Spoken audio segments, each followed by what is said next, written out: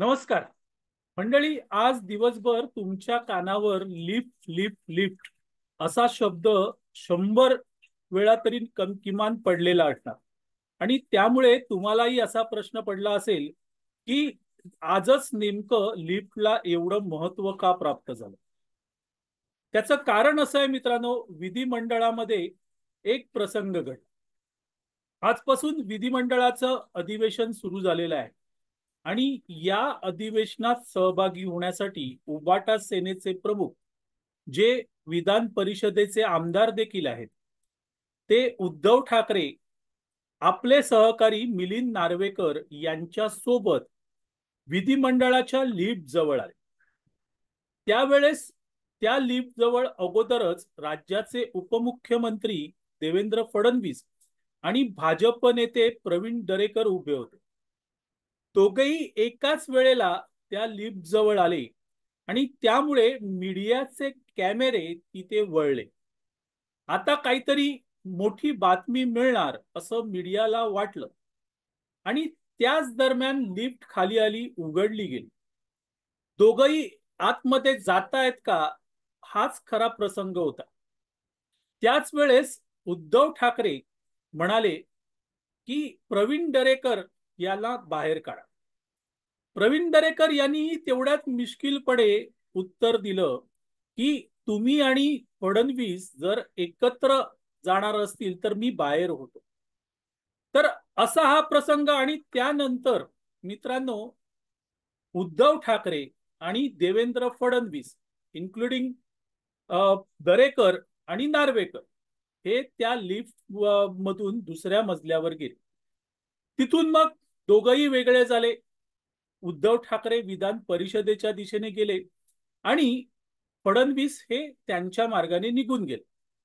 खरं म्हणजे लिफ्ट मधले काही सेकंद सोडली तर त्यांच्यामध्ये असं काहीच झालं नाही. पण हे दोन नेते एकत्र लिफ्टने जाणार याच्यावरून प्रचंड मोठी बातमी तयार झाली.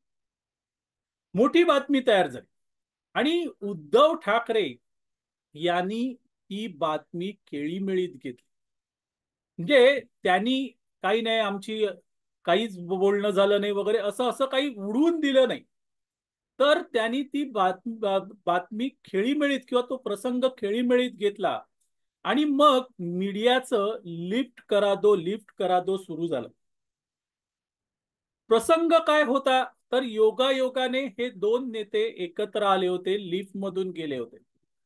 पण त्यावरून मग मीडियाने सुतावरून स्वर्ग काढतात तसं उद्धव ठाकरे आणि देवेंद्र फडणवीस यांचं चांगलं होणार का, त्यांच्यामध्ये जी वितुष्टता निर्माण झालेली आहे ती संपणार का, इथपासून बातम्या चालवल्या.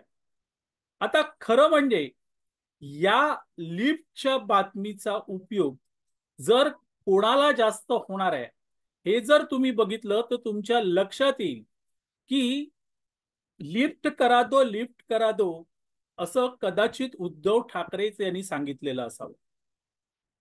सध्या महाविकास आघाडीमध्ये जागा वाटपाच्या बोलणी सुरू आहे आणि उद्धव ठाकरे यांच्या सेनेने किमान 150 जागा मिळाव्यात अशी मागणीच करून टाकलेली.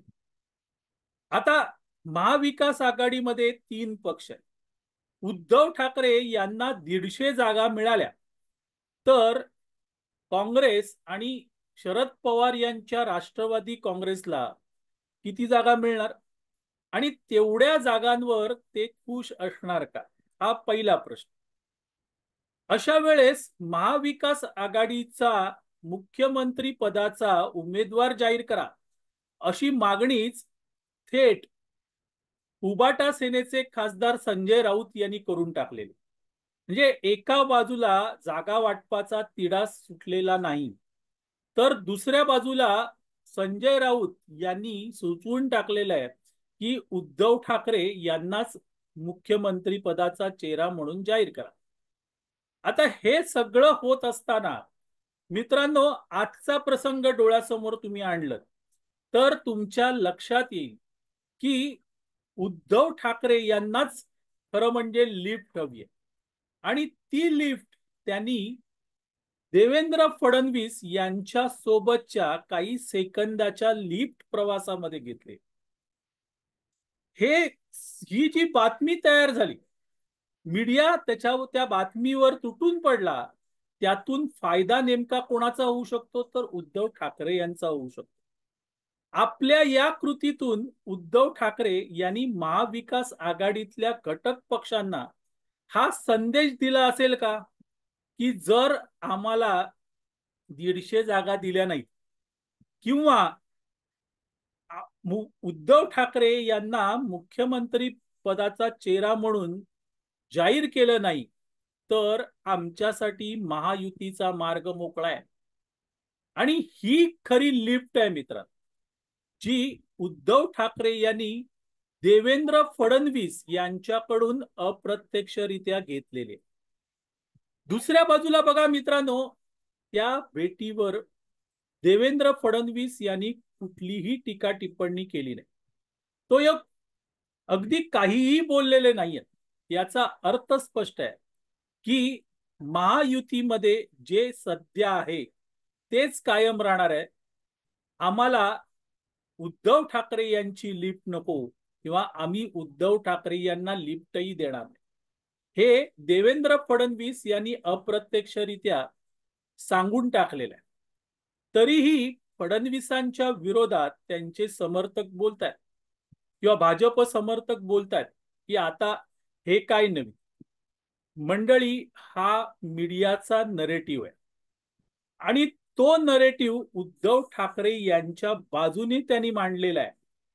तो नरेटिव्ह मांडताना उद्धव ठाकरे यांचं महत्व अधोरेखित करायचं आहे आणि त्यासाठी मित्रांनो या बातम्या लिफ्टच्या बातम्या चालवल्या गेल्या, जेणेकरून उद्धव ठाकरे ज्या महाविकास आघाडीमध्ये आहेत तिथे अस्वस्थता निर्माण होईल आणि उद्धव ठाकरे यांच्याकडे पर्याय आहे हे स्पष्ट होईल, यासाठी ही बातमी रंगवली गेली.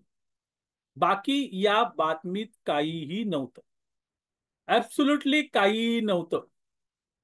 पण तरीही ही बातमी माथी मारली गेली.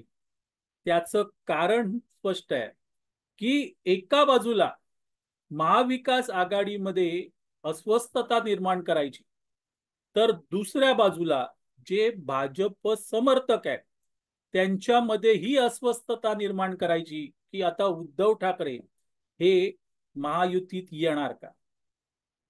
हे युद्ध हे सोशल मीडियाचं किंवा आपण म्हणू त्याला ध्वनी आणि चित्रांचं युद्ध आहे आणि ते युद्ध जो व्यवस्थित खेळतोय तो जिंकतोय, हे ओळखायला शिकलं पाहिजे. आणि हे ज्यावेळेस आपण ओळखू त्यावेळेस अशा नरेटिव्हना कोणीही बळी पडणार नाही. किमान भाजप समर्थकांनी तरी बळी पडू नये अशीच अपेक्षा आहे. असो, हे राजकारण तुम्हाला समजून सांगायचं होतं म्हणून हा व्हिडिओ केला. आपल्याला तो आवडला तर लाईक करा, शेअर करा, लक्षवेधला सबस्क्राईब करा. धन्यवाद.